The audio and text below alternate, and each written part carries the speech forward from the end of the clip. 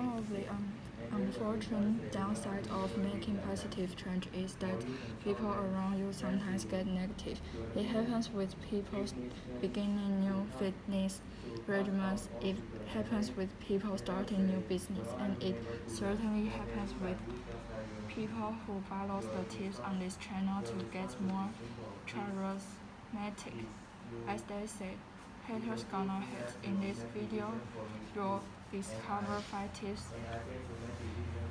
to put the haters in their place as they start chirping. First, when people start hating, ignore it. You don't need to laugh at their points of joke. You don't have to defend yourself or respond. You don't even look at them.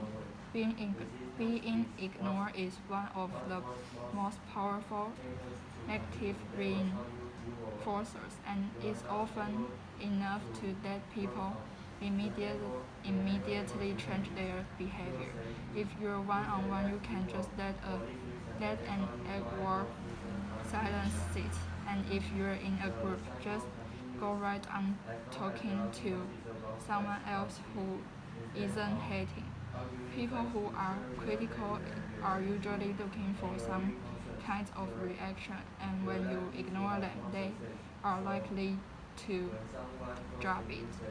Second, when haters is passive aggressive, act as if they're being genuine. When you hear nice waiter bro response, thanks, I'm glad you like it.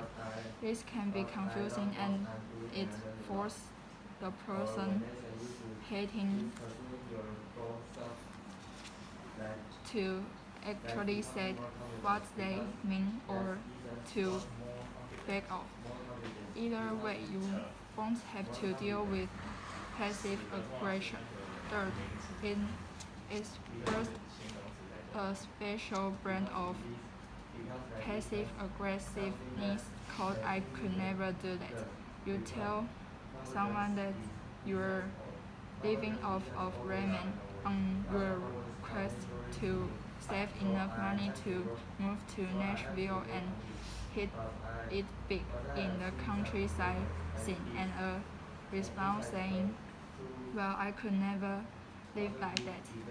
Or you tell them your new fitness plan that cut out all sugar, and they say, well, I could never do that. Then they look at you like you're crazy. Your response should be simple, like that. It's a good thing that you make decision for you, and I have to make decision for me. Because if the role were reversed, it sounds like we both be really unhappy. Go away immediately. Fourth, when criticism is coming from people close to you, a bit of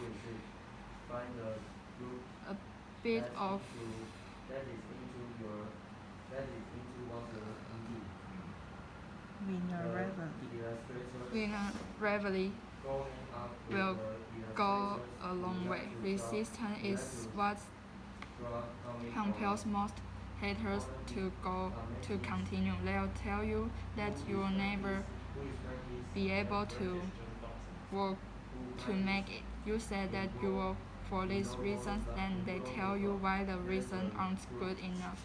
The cycle continues as long as the disagreement is about the facts. But if you share your value and your really concerns, you will likely have more success instead of arguing the facts. So when someone close to you says your business will fail, respond telling them, yes, it might not work out, but I love what I'm doing and I'm learning a lot.